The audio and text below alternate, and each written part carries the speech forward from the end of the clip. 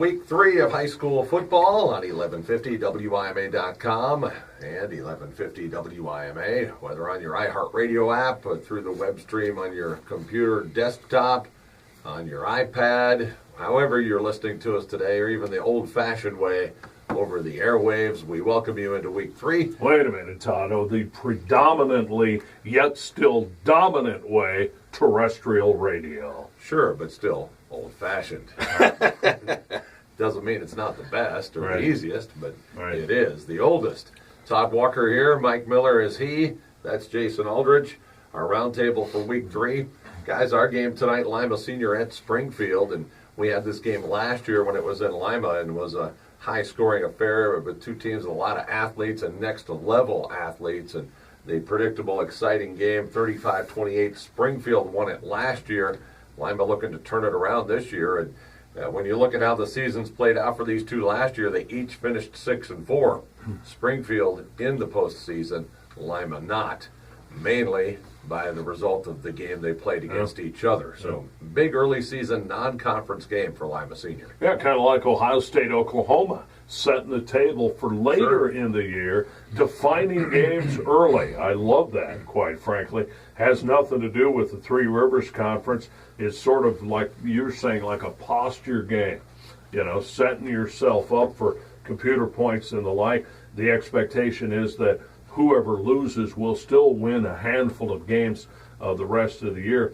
I like it. It sort of harkens back to the way old time, the old Greater Ohio League. Indeed. With Lima Senior, one of the Springfield schools, I want to say maybe it was South way back in the day, and Portsmouth. They had like a 3-team league, which was sort of hokey. And think of the geography there. But nevertheless, Lima Senior, Springfield, now they need to hook up in basketball also. They're pretty similar towns and demographics, that sort of thing. But based on the makeup of Springfield from what you've described through the week, and we've heard from Andre Griffin, they're extremely athletic. And I can't wait to check out this 6'6" quarterback who's also the starting defensive end. That's crazy. Who I believe had committed to Michigan, then decommitted, and is also in the running. Oklahoma, ironically, is one of the schools he's considering. He came to his senses and decommitted. You could look at it that way. Wait. Might go with the Crimson and Cream instead in Oklahoma. It's a win-win there. We shall see. We will have that game for you here on WIMA. Of course, a lot more on that later in the hour.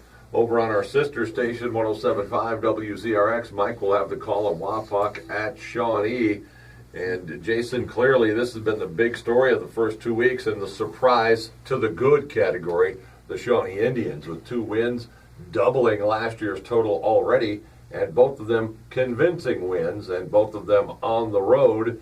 One scheduled to be at home, of course, but they're going to play tonight on their troubled surface at Shawnee Stadium and hope it holds up. But nonetheless, they're 2-0. Big story, big positive story. You got to give Coach Crier and his staff all the credit in the world, Todd, because they've put all of these things, the expectations of, well, we're not going to be very good. Well, our field's a mess.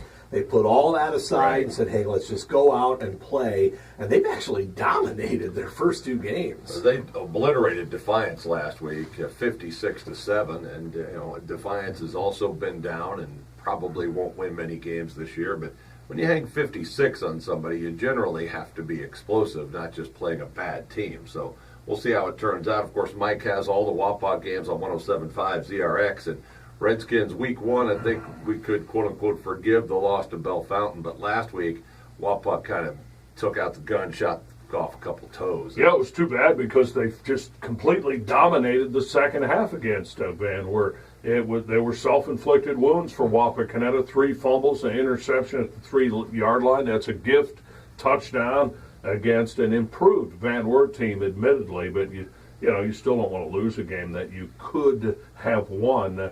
And the week previous, even though the loss to Bell Fountain, that was a heck of a football game. They battled toe-to-toe with a really good Bell Fountain team. So I think both of the 2-0 for Shawnee and the 0-2 for Wapakoneta, probably you got to put them into context a little bit, and that's why tonight will be interesting. We'll see how genuine Shawnee's 2-0 is based on a completely depleted Delphus Jefferson roster and a admittedly weak sister Defiance team, the two Shawnee victories.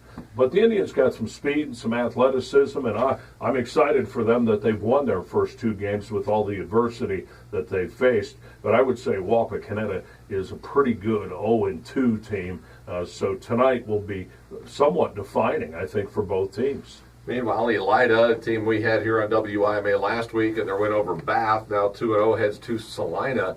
And that was one of the big turnarounds from week 1 to week 2, kind of like Jefferson. Jefferson gets handled by Shawnee.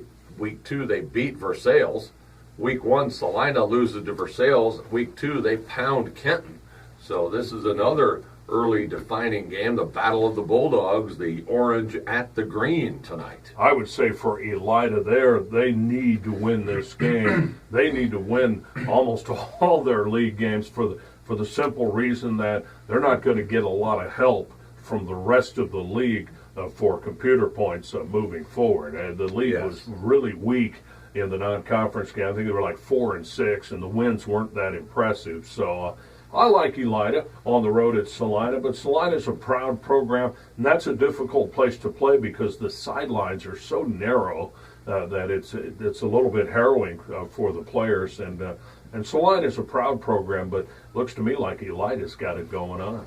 Elida at Salina tonight. Also in the WBL, Bath at OG, Van Wert at St. Mary's, Defiance at Kenton.